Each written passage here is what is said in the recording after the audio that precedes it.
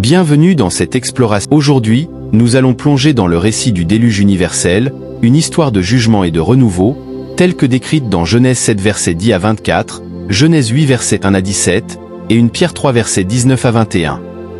Le déluge commence 10 jours après que Noé et sa famille sont entrés dans l'arche.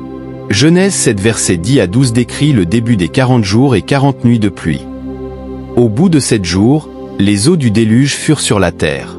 L'an 600 de la vie de Noé, le 2e mois, le 17e jour du mois, en ce jour-là toutes les sources du grand abîme jaillirent, et les écluses des cieux s'ouvrirent.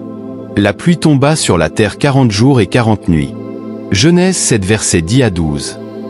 Les eaux continuèrent de monter, submergeant toute la terre, y compris les plus hautes montagnes.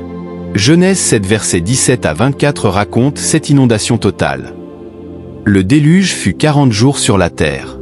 Les eaux crurent et soulevèrent l'arche, et elle s'éleva au-dessus de la terre. Les eaux crurent tellement sur la terre que toutes les hautes montagnes qui sont sous le ciel entier furent couvertes. Genèse 7 versets 17 à 19.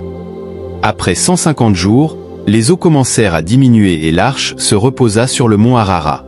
Genèse 8 versets 1 à 14 décrit le processus de retrait des eaux et la patience de Noé en attendant que la terre soit à nouveau habitable. Dieu se souvint de Noé, de tous les animaux et de tout le bétail qui était avec lui dans l'arche, et Dieu fit passer un vent sur la terre, et les eaux s'apaisèrent.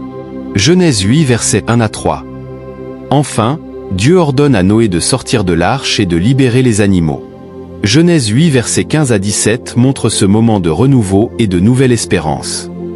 Alors Dieu parla à Noé, disant, « Sors de l'arche, toi et ta femme, tes fils et les femmes de tes fils avec toi.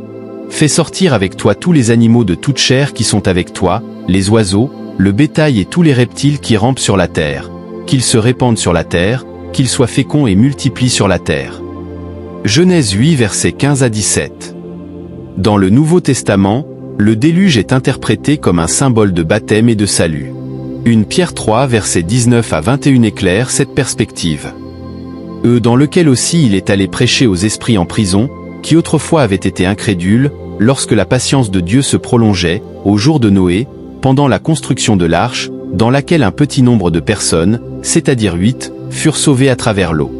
Cette eau était une figure du baptême, qui n'est pas la purification des souillures du corps, mais l'engagement d'une bonne conscience envers Dieu, et qui maintenant vous sauve aussi par la résurrection de Jésus-Christ.